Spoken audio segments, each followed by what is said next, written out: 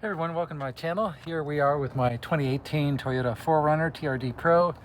And what we're going to do today is we're going to do a brake job on it. I shouldn't say brake job because we're not doing a brake job. We're going to do it the wrong way. We're just going to do front pads. I'm just going to show you how to do it. The first thing you want to do is jack up the car and make sure you use some jack stands to hold it up to make it safer. Don't just use a jack. Even though we're not getting under the car technically, you don't want to just have a jack support. It's just not safe. So a couple of jack stands and leave the jack under the car so you've got 3 points of support. Obviously, the first thing you want to do is get the wheels off, and the best way to do that is with an impact gun.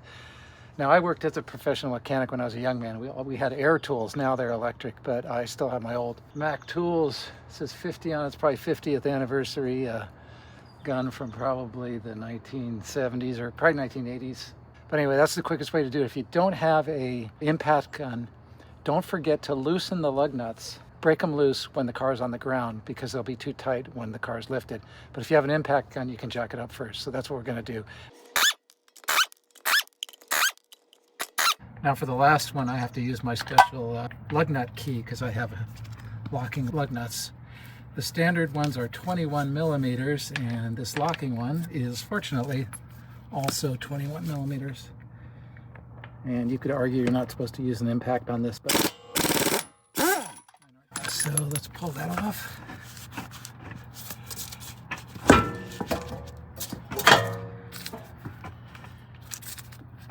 Not the easiest thing to do with one hand, but that's how we're going to do it. And then there's those nice big ass Toyota brakes. Now we can look at the brakes and you can see how close that this is the metal part, and see how close it is to the rotor. And you can almost see a little bit of pattern. I'll bet when I look at that pad, it's just going to be just about wore through. But there's not heavy grooves here. This is a very normal pattern. The rotor looks to be in really good shape. It does have a little ridge here. And we're going to try to address that by doing this brake job the wrong way, but the quick and easy way. Now, once again, as we look at the back here, it's not a bad idea to take a picture of what it looks like with all the springs and everything so you get it right when you get it back in. But the way we're going to do this brake job, we don't have to remove the rotor, so it makes everything easier. With the rotor still on, and that's going to save us a lot of work. What we've got to do is we've got to remove the pins here. So we're going to get those out first, and then the spring hardware comes out, and then the pads come out, and then we're going to have to separate the pistons so we can fit the new brake pads in there. Okay, so here we are. Now the first thing we want to do is we want to remove the retaining pins. And the first one we can do without removing the pins. I'm sorry. We want to remove the retaining springs, then the pins. This one comes out without removing the pins. Now I can remove the upper pin, and actually I can just pull this one out by hand. And the lower one comes out next. And we can't get this spring out until we get the lower pin out. And this one may require a tap of a hammer. Hang on. If they're nice and clean, they'll come out pretty easily, but I can just tap this lightly. There we go. You can use a little punch like this if you need to. If you're having trouble, you can just put it in here and just, give it a whack. But this one is coming out okay by hand. And once this guy is out, then this spring can be removed. And the way you do it is you can see that it's just in these little slots in the brake caliper here. So we just pop it out like that. Okay, so the next thing is to pull the brake pads out, and you can usually use something like this chisel here to start prying them, and then maybe grab them with a pair of pliers, give them a tug, and they should come out eventually. They might be a little bit tight, but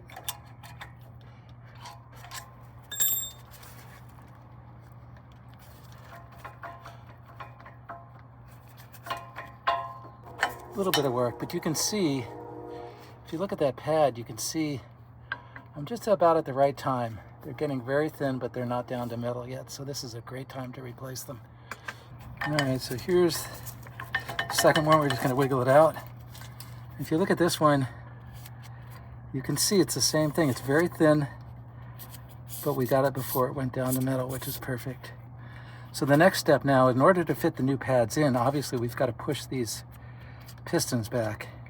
We've got to check the brake fluid reservoir, because once we push this back, it's going to push fluid back up into the reservoir. And if it's nearly full, it's going to overflow, and we don't want that. So if that's the case, we need to remove fluid from the reservoir in order to make room for the fluid that's going to get pushed back up. So let's check that out now. Okay, as we look at my brake fluid, you can see that the level's way down there, so we've got a lot of room. So what I'm going to do is just loosen up the cap so we make sure we have some air that can escape as the fluid level rises. Okay, so sometimes this goes real well and sometimes it doesn't. I've got these spreader pliers, not really intended for this purpose, but they work great. You want to be careful of the rubber seals. And you can see how this upper one I've pushed in already and the lower one has not been pushed in yet. So I'm going to put these in here, make sure I grab onto the metal and not onto the rubber. And then I just squeeze them. And what happens is they don't go in real fast. They go in very slow. So you just apply light pressure because you don't want to score the rotor. You're certainly not going to bend it. It's really beefy, but just light pressure. And that guy just goes in nice and slow. And now you can see the upper and lower ones are pushed in. These are not pushed in yet. I'm going to push one more in just to show you what it looks like. I don't know if you can see it, but here I'm just applying light pressure and just giving it time. This one's a little bit stickier, so I have to apply a little bit more pressure, but kind of moved okay. And now you can see this one is in, so I just have one more to go. This is actually going really well. Sometimes it doesn't. Yeah, this left side ones are just a little bit stickier than the right side ones, but it's still working fine. So now you can see that I can put my finger in here easily. This upper one needs to get pushed in. Sometimes they'll come back on you, and if that's the case, you just got to do it again. It's no big deal. Now we go back upstairs and we check our level in our reservoir, and you can see it's come up a tiny bit, but I still have tons of room. So it's just a non-issue. And my brake fluid is pretty clean. It was flushed a while back, so I'm not going to worry about flushing it right now. But if your brake fluid is dirty, it's a really good time to flush it. Okay, now some of you are going to say the way I'm doing this is the wrong way, and you're absolutely right. I'm not going to disagree with you, but I will say this. If your rotors are really clean like this, there's hardly any grooves. I can run my fingernail over this, and I can't even feel anything. If your rotors are in that good condition, and if you don't feel any pulsating or vibration in the brake pedal, you can probably get away with doing it this way. When I say this way, I just mean replacing the pads without having the rotors replaced or surfaced, which is the right way to do it. But we have a little burr here, an edge right here on around the rim of the rotor where the brakes have just worn in a little bit, and there's a little ridge and it's a little rusty. So I'm going to take my grinder and I'm just going to kind of clean that up a little bit. You don't have to do this, but it just helps the new pad seating. The other thing I'm going to do is just scuff up this smooth surface a little bit so the new brakes bed in a little bit better. So that's what we're going to do, and then we're going to replace the pads, put it all back together, and I guarantee it's going to work just fine.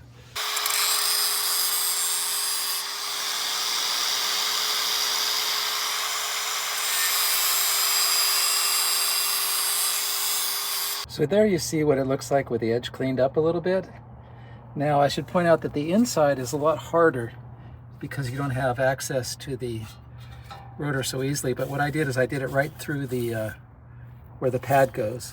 So I was able to get that done, and I'll do the same thing with scuffing up the surface of the rotor.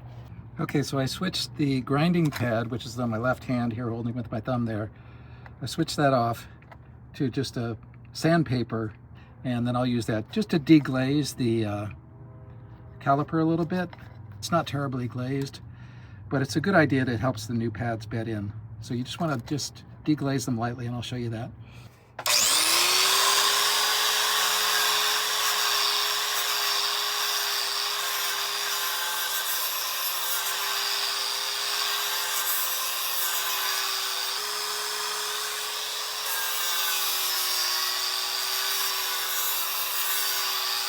Again, on this inside surface, I'm going to have to do it by hand with just a piece of paper. I'm just going to hold a piece of sandpaper in here with my fingers and just turn the rotor with my hand, and then I'll be able to deglaze this. I can't get my grinder in there, so that's just the way we got to do it.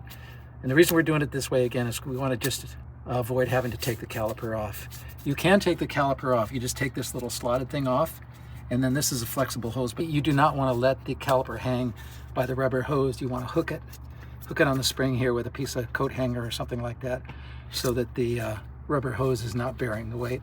Then you can remove that, and that makes it a little bit easier if you want to do it that way, but it's just a little simpler to do it this way. So this is the way we're doing it. All right, so now I'm going to show you how we can do the inside without taking the caliper off. And remember, if you want to take the time to take the caliper off, you certainly can do that. It makes it a little bit easier. But I can fit one finger in between these two cylinders, so I'm just going to do this. I'm going to sand it up. Just all I'm doing is scuffing it up a little bit. And you notice I'm going perpendicular to the, you don't want to go like this, because all you're doing is creating grooves in the same direction as the grooves that are already there. You want to break up the existing grooves. I told you I don't really have any grooves, and that's true, but I'm just using the word to describe what's going on here. Okay, so the next step I want to talk to you about is really important. Now, when you're doing brakes, it's really, really important to have them be extremely clean. If you already did an oil change and you've got some oil residue on your gloves, you don't want to do your brakes. Change your gloves. I'm only doing brakes, so my gloves they don't have any grease or oil on them, but I've been touching them a lot and sanding on them. I've got dust on them and all that stuff. So what I'm going to do is take some isopropyl alcohol and some clean blue towels. Now, if you're at home, you can just take the alcohol from your bathroom and use a standard kitchen paper towel if you want, but I got this more heavy-duty stuff. So what I'm going to do is just clean the rotors with the alcohol and the pad, just make sure they're super clean before I even get the new pads anywhere near these rotors. I want them to have perfectly spotless, clean, dry, and no oil residue or any other kind of residue on them. And of course, you want to look at your caliper and just make sure that there's no wetness, no brake fluid leaking. And if that's the case, then you've got more work to do. And the other thing is that, you know, if you look at this one in particular, this lower one, Piston, you know, you push it back in and then it kind of wants to come back. So before I put the pads in, I'm probably going to have to push them in a little bit more, but that's just normal. All right, so I'm going to clean it up. I'm not going to show you too much of this. It's just a matter of wetting down the blue towel and wiping it off. Oh yeah. And you can see it's just nice and wet and clean. And there isn't any grease or oil residue on this, but there's a lot of just the little bits of rust and stuff from the sanding and grinding. And if you look at my towel here after doing it, let me show you the dirty part. Yeah, I mean, it's not bad, but it's got some stuff on it. And then I'm just going to reach in the same way I did with the sandpaper with the one finger and just turn the rotor. I know you can't really see it, but trust me, there you go. So I'm just cleaning the rotor off. And then what I'm going to do is I'm going to grab a new towel and just the cool thing about alcohol is it just evaporates and disappears, but I'm going to wipe it down anyway just to kind of dry it. I've got them deglazed and clean. And I'm going to do the same thing with the old middle finger FU trick on this inside part.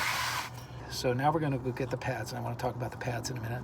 You might be wondering what type of pads I recommend. Well, after being a professional mechanic for many years, one of the things I learned is that brake pads are one of those things that you probably should buy from the dealer, from the Toyota dealer in this case.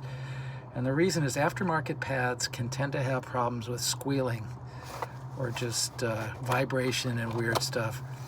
So going OEM on the pads are not that expensive, and it's just a much better way to go. So I recommend that for your brake pads, you go to the Toyota dealer. Now you can go on Amazon and you can see a box like this that'll say genuine parts, and sometimes it is and sometimes it's counterfeit. I don't even like to take the chance. You know, I buy oil filters online. I can tell if they're counterfeit or not, but they're not much cheaper, so I usually just buy the oil filters at the dealer.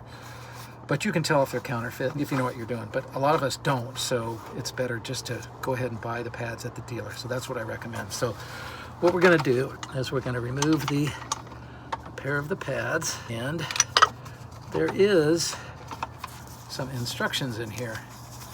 And we're going to heed to that because these pads, now if you notice, these two are different. This one has a little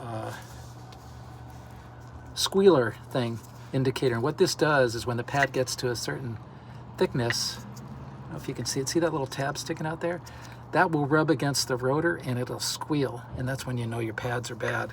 This dealer pad set doesn't come with the hardware, the backing plates. So apparently I've got to reuse these backing plates, and they're kind of rusty. So I want to clean them up a little bit. So I'm going to do that before I install these pads, and I've got to figure out which side the squealer goes on, and it'll tell me. And if it doesn't, then I will need to look at the other side. And sometimes there's an advantage to not doing the work simultaneously on both sides, because if you have a problem of figuring out how stuff goes, you can refer to the other side because you haven't taken it apart yet. But what I'm going to do now is just take a wire brush and maybe some sandpaper. And this is kind of, you know, it's a little rusty. I just want to clean this up. And this is the side that the pistons push against. We're just going to clean this up. And again, don't use WD-40 or anything like that. Just use wire brush, sandpaper, and alcohol to clean them off. So I'm going to do that, and I'll be back in a minute. Okay, so my new Toyota pad set here did not come with hardware, and the hardware being the backing plates and all the little spring thingies and whatnot. So what I discovered is these were kind of rusty on the inside, but not on the piston side. I just kind of cleaned them off with a wire brush and sandpaper, and they were painted before, so I painted them again. So I'm just gonna put them back and reuse them. But if I do this job again, I will buy separately the backing plate and the spring kit, the installation kit. So, but it's okay if you don't have it. And these guys are the pins, and they were kind of rusty, so I just cleaned them off with steel wool. So that'll go back together nicely. And I noticed the weird thing is there's red paint, like on these things, and there was red paint on the old pads. So either the previous owner of this vehicle did a DIY, or oddly, Toyota just paints the TRD Pro ones red just for the look, but it does it after the fact. So you can see red paint residue on here. If I turn it, let me turn it so it's got a little more light on it. See that red paint? So that means that these caliper bodies were painted after. There's only one indicator on each side, and we have to figure out which side it's on. So that's what I'm going to do now. And I'll be able to tell from the other side. So let me do that. Okay, so I looked at the other side and discovered that the little warning pin goes on the inside, on this side, toward the center of the vehicle. That means it's on the bottom because of the shape of this. You don't have to determine top or bottom because that's already determined for. Oh, and I should point out, this is the backing plate here, which I painted on the other side. This side is nice and clean. I just wiped it off with alcohol. And so now these guys are gonna slide in. I had to push back the pistons again. You'll probably have to do that because they tend to creep in. And then you just want to align them with where the pins go. There you go. And then I'm gonna do the same on the other side. Put the backing plate on, thusly, and then, as I mentioned, I have to push the pistons back again. Now, if you don't have a set of these kind of squeezy pliers, you can you use a piece of wood or something. You don't want to put a screwdriver in there and start hacking up your rotor. It's probably not a good idea. Let me see if that's good enough. It's pretty obvious which way they go because they're the same shape as the caliper.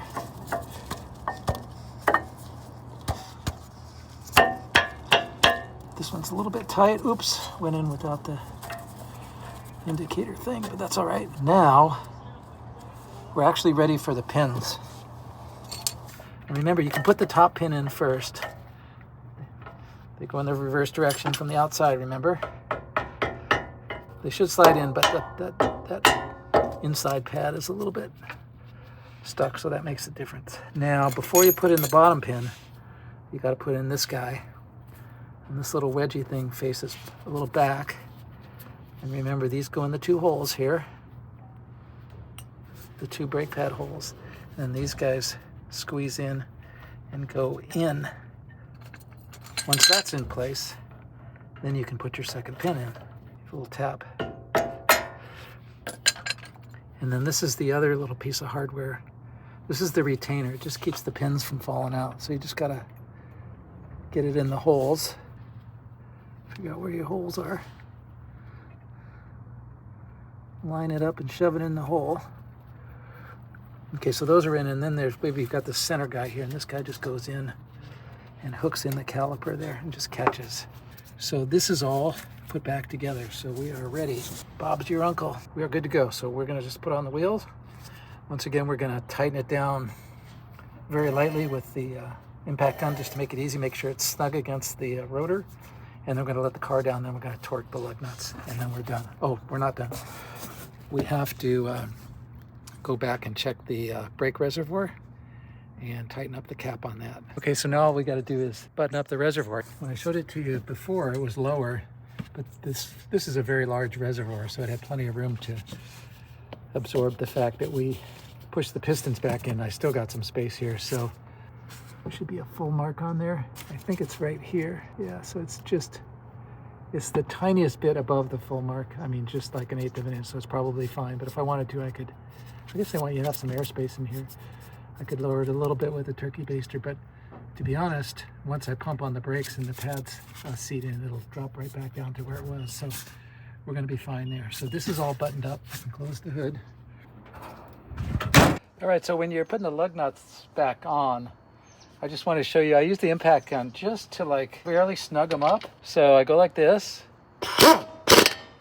and all that does is snugs it up, so when I put it on the ground, the wheel, you know, it's not going to move. It is against the rotor, but I haven't tightened it down. But once the car is on the ground, then I'm going to take the torque wrench and do the exact torque on all of the lug nuts so I get them perfect. But this is a way you can do them so that you don't over tighten them and you don't under tighten them. Once you put it on the ground, the rim is against the rotor. Just jack the vehicle up a little bit and then snatch our jack stands out, hopefully. I'll get the other one, but I won't show you. All right, so now we let the old girl down gently.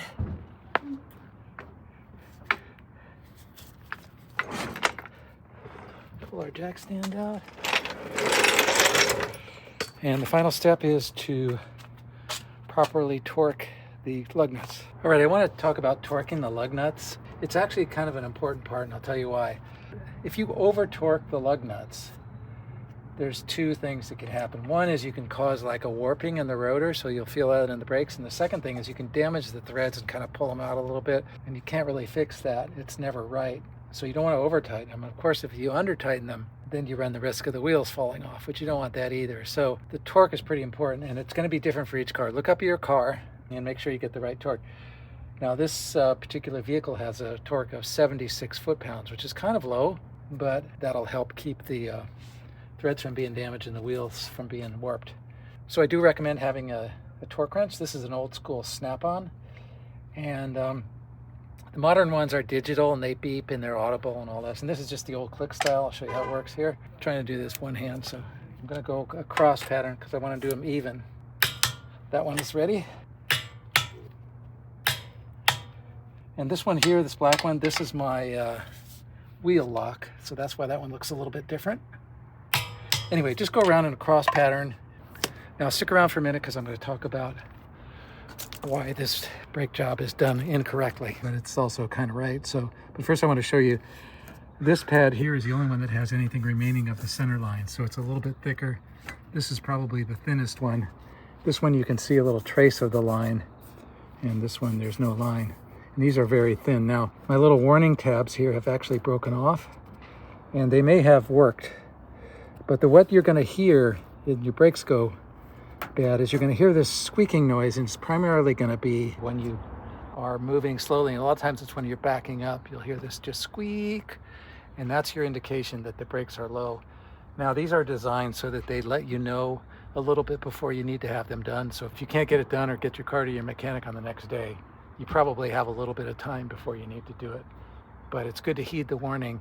And I was fortunate in a way here because this one was almost down to metal. I just had the sense that it was low because I'd been kind of watching them. Anyway, so why is this brake job done the wrong way? Well, most mechanics will tell you that the only way to do a brake job is to resurface or replace the rotors, and that is actually correct. But as a DIY person, there are things you can get away with that you can't do at a shop because there's the liability thing. So mechanics call this, what I just did is a pad slap. You just slap the pads on, and you don't do a whole lot else, although I did some a little extra preparing the rotors. But anyway, mechanics won't do this because of the liability thing, but as a DIY person, of course, you can do it.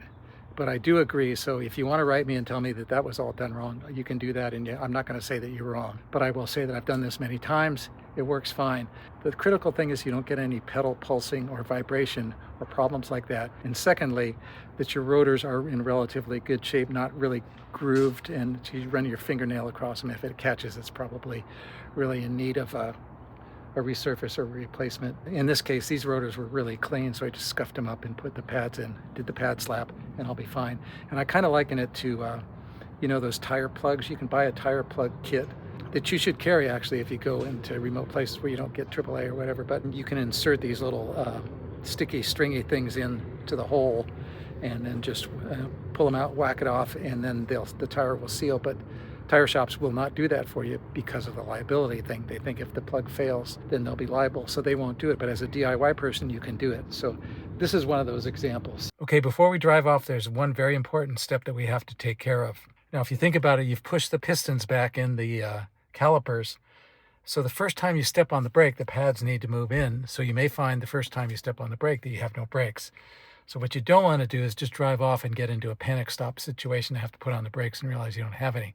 So what we're going to do is we're going to start the car up, and then we're going to pump the brake a couple of times to make sure it feels firm and everything is normal. If it's not normal, then either fix it or take it to a shop to fix it. And if you take it to a shop, don't go there with no brakes, have your car towed. But it should be fine. So we're going to do that right now.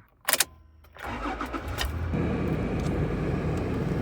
first time I went to the filler, second time I'm feeling it, now it's nice and firm. Just pump it a couple times. Once you're satisfied that it's working right, then the job is done. Anyway, I hope this was helpful in doing your own brake job if you want to do that. And what I did here, it's going to be slightly different with different cars with different styles of rotors and pads, but it's pretty much the same thing. You got the pads, you got to push the pistons back, you've got some sort of hardware in there that pushes the pads apart that you've got to remove. But other than that, it's pretty straightforward. As you can see, this job just took me a couple hours, and the shop would have done it differently, but they probably would have charged me $500, $800 or something like that. So we saved some money in doing it this way. All right, folks, the brakes feel absolutely perfect. So that's awesome. When you do your brakes this way, or any other way for that matter, it's not a bad idea to just brake lightly at the beginning to burnish the brakes in. And one of the things you can do with this type of situation is you could just ride the brake very lightly. Don't let them get real hot. The idea is to just ride them very lightly, and that'll help seat the brakes into the rotors and whatever grooves on an old rotor or whatever pattern on a new rotor. Just an optional thing that you can do, but this one came out perfect, so I'm very happy with it. So thanks for coming along. So anyway, give it the old thumbs up and a like, and until next time, thanks for watching.